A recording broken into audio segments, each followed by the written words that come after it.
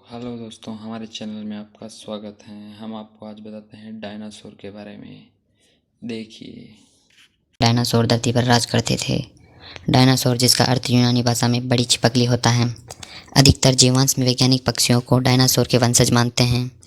जीवांश वैज्ञानिकों ने डायनासोर के अब तक के 500 विभिन्न वंशों और 1000 से अधिक प्रजातियों की पहचान की है और इनके अवशेष पृथ्वी के हर महाद्वीपों पर पाए गए हैं।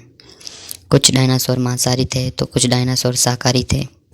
डायनासोर को आमतौर पर उनके बड़े आकार के लिए जाना जाता है, लेकिन कुछ डायनासोर की प्रजातियों का आकार मानव के बराबर तो कुछ मानव से छोटे थे। डायनासोर पक्षियों की तरह अंडज थे। डायनासोर शब्द को सर्वप्रथम 1842 में सर रिचर्ड ओवेन नामक वैज्ञानिक ने दिया था। 19वीं सदी में पहला डायनासोर जीवाश्म मिलने के बाद से डायनासोर के टंगे कंकाल दुनिया भर के संग्रहालयों में प्रमुख आकर्षण बन गए। बताया जाता है कि करीब 6 करोड़ 60 लाख वर्ष पहले एक एस्टेरॉयड हमारी धरती से टकराया था। इस टक्कर से जितना ऊर्जा निकली वो हिरोशिमा पर गिराए गए एटम बम से 10 अरब गुना ज़्यादा थी।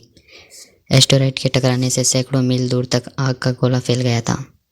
इस टक्कर से समंदर में सुनामी की लहरें उठी थी, जिन्होंने आधी दुनिया को तबाह कर दिया था। ये कयामत के आने जैसा था। हमारे वायुमंडल तक में आग लग गई थी। 25 किलो से ज़्यादा वजन का कोई जानवर इस प्रलय में जिंदा नहीं बचा। एस्टेरॉयड की टक्कर से धरती पर जीवों की 75% नस्लें नष्ट हो गई। इसी प्रलय के चलते विशालकाय डायनासोर की तमाम नस्लें तबाह हो गई थी। कुछ उड़ने वाले छोटे डायनासोर ही तबाही में बच पाए थे। बाद में डायनासोर की ये नस्लें परिंदों में तब्दील हो गई, मगर आज वैज्ञानिक ये सोचते हैं कि अगर वो एस्टेरॉयड धरती से न टकराया होता तो क्या होता, या फिर अगर वो शुद्ध ग्रह कुछ मिनट पहले धरती से टकराया होता तो ये आज के मेक्सिको के युकाटन प्रायद्वीप के बजाय गहरे समंदर में गिरा होता।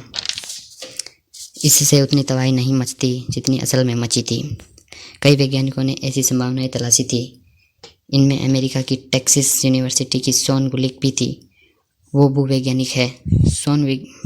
शॉन का मानना है कि अगर वो एस्टेरॉयड कुछ लम्हा पहले या बाद में धरती से टकरा था तो अटलांटिक महासागर में गिरता है या फिर प्रशांत महासागर में।